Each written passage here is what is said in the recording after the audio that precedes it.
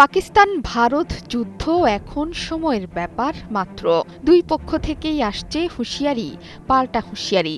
এর মধ্যে ভারতীয় গণমাধ্যমগুলো পাকিস্তান সেনাবাহিনীকে নিয়ে দিচ্ছে ভয়ঙ্কর নানা ধরনের তথ্য। এসব তথ্যের বিশ্বাসযোগ্যতা কতটুকু তা নিয়ে প্রশ্ন উঠলেও পাকিস্তান সেনাবাহিনীর পক্ষ থেকে এখনও বিবৃতি দেয়া হয়নি।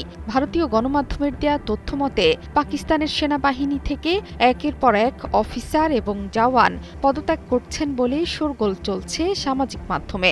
হামলার হুমকির মধ্যেই পাকিস্তানে শুরু হয়েছে নতুন আলোচনা সমালোচনা। পরমাণু শক্তিধর দুই প্রতিবেশীর মুখোমুখি সংঘাতে আতঙ্ক ছড়িয়ে পড়েছে পুরো দেশে। এই পরিস্থিতিতে পাকিস্তান সেনাবাহিনীতে পড়ে গিয়েছে চাকরি ছাড়ার হিড়িক। যদিও এই বিষয়টিকে গুজব বলে উড়িয়ে দিয়েছে ইসলামাবাদ। সম্প্রতি পাকিস্তান সেনাপ্রধান জেনারেল আসিম মুনিরকে পাঠানো একটি চিঠিও ভাইরাল হয়েছে সামাজিক মাধ্যমে। সেখানে দুদিনে অফিসার ও জওয়ান মিলে ১৫০০ জন চাকরি ছেড়েছেন বলে উল্লেখ করা হয়েছে। চিঠিতে ২৬ এপ্রিল পর্যন্ত বাহিনীর অবস্থা বর্ণনা করেছেন পেশোয়ারের ১২ নম্বর corps commander lieutenant general Omar Ahmed Bukhari. এই চিঠির ব্যাপারেও কোনো মন্তব্য করেনি ইসলামাবাদ।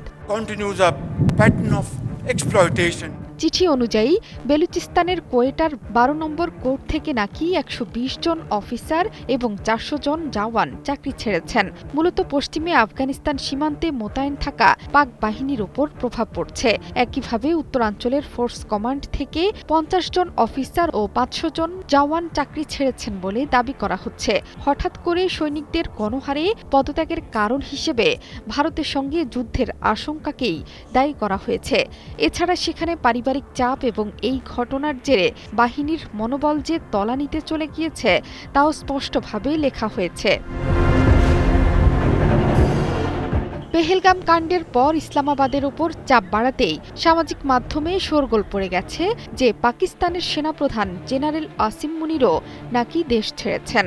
গত কয়েকদিন তাকে প্রকাশ্যে দেখা না যাওয়ায় এই গুঞ্জন রটেছে। অনেকে বলছেন অভিযানে গিয়ে নিখোঁজ হয়েছেন জেনারেল মুনির।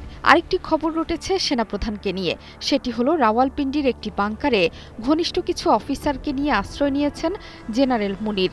যদিও এসব জল্পনাকে উড়িয়ে দিয়ে আসিম মুনিরের ছবি প্রকাশ করেছে শাহবাজ শরীফ সরকার। বর্তমান পরিস্থিতিতে পাকিস্তানে উচ্চ সতর্কতা জারি করা হয়েছে। পাশাপাশি পরমাণু হামলার হুঁশিয়ারিও দিয়েছে দেশটি। অস্তিত্বের উপর সরাসরি হুমকি আসলে পরমাণু অস্ত্র ছোড়ারও হুমকি দিয়েছে পাকিস্তান। জোহরা চৌধুরী সেতু, ৭১।